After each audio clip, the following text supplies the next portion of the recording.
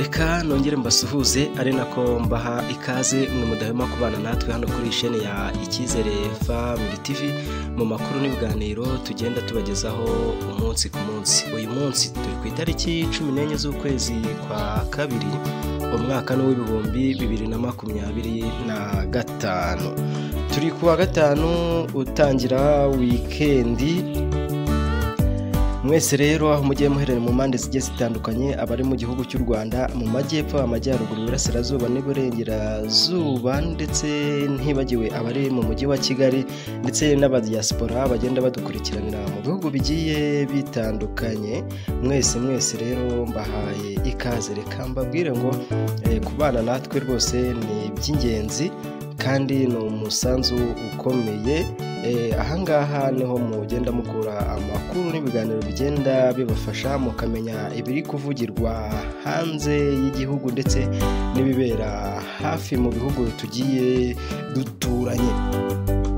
Icyo bisaba kubana natwe rero ukajya ubonera amakuru ku gihe ni ukureba munsi ya video ugakora ku iryo jambo subscribe cyangwa se sabone. Amakuru n'ibiganiro byacu ntujye wirirwa ubaririza ngo nayahe makuru mashya yagiye hanze.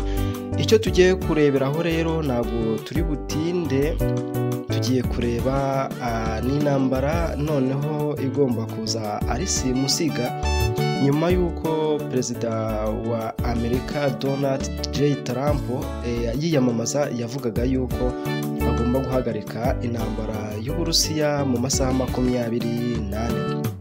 Ariko ntabwo ariko byaje kugenda. Banza ari kubivugaho ari cyo byamufashije kugira ngo atsinde amatora.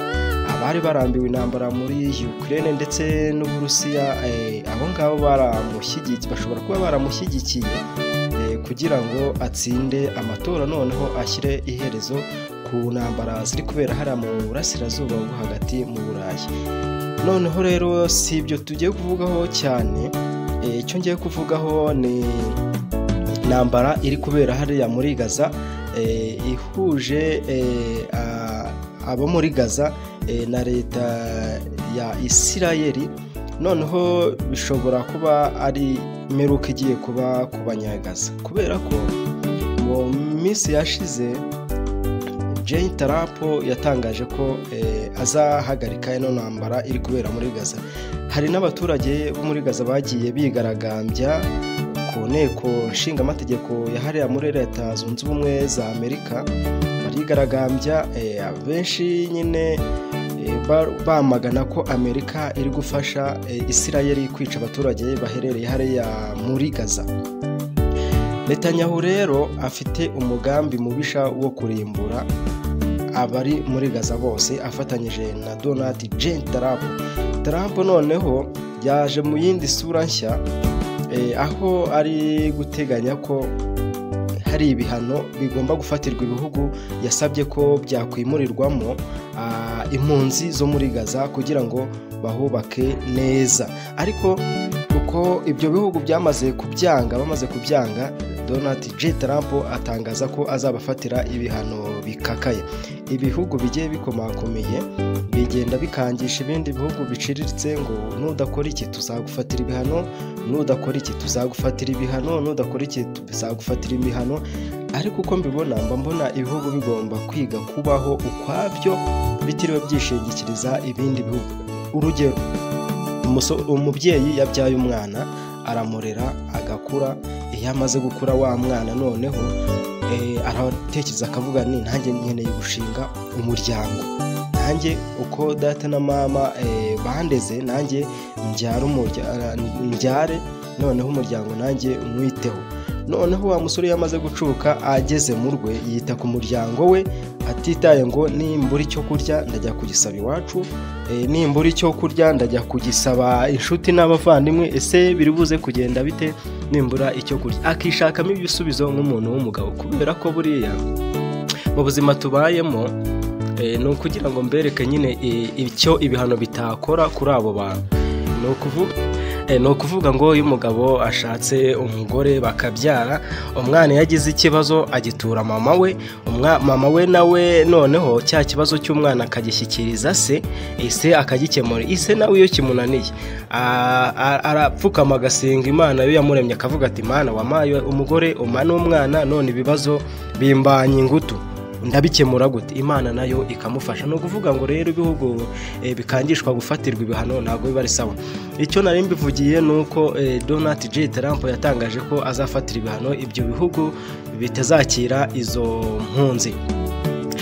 Donald J Trump rero yatangaje ko kuwa gatandatu ku itariki 15 ku saa 6 zuzuye z'amanywa, Hamas niba itararekura imfungwa zo muri Isirayeli, ngo hazaba hahindutse mu kuzimu hashya. Niyo mpamvu mbabwiye ngo intambara yo muri Gaza ndetse ihuje na Isirayeli, iyi ni intambara igiye gutwara abantu benshi cyane, ni intambara igiye kubaho mu bihe bitazibagirana, ni intambara ishobora kuba igiye gushyira iherezo ku kiremwa muntu kiri kubarizwa hariya muri Gaza. Rero nabirebaho nkavuga ni iherezo ry'abanyegaza rigiye kugera.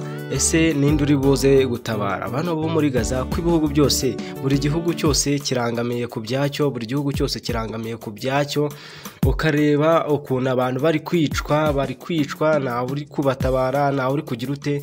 Ibihugu bikomakomeye ugasanga biri gutsikamira, bishaka kwiharira ubutaka bw'ibindi bihugu nk'ibyo ngibyo bya Gaza, bitwaje ngo abangaba ntabwo tubashaka muri iki gihugu. Ese ukibaza nka buriya Amerika, Netanyahu kuba bashaka guhanagura Gaza, ni iki byabamarira kwiyomekaho ubutaka? Ereka buriya iby'iyi si iyo urebye urareba ukabona nta muntu ushobora kuba yabiheza uko byagenda kose. Iyo umuntu atarwanira ukuri, ahora mu ntambara, ukumva biteye ubwoba.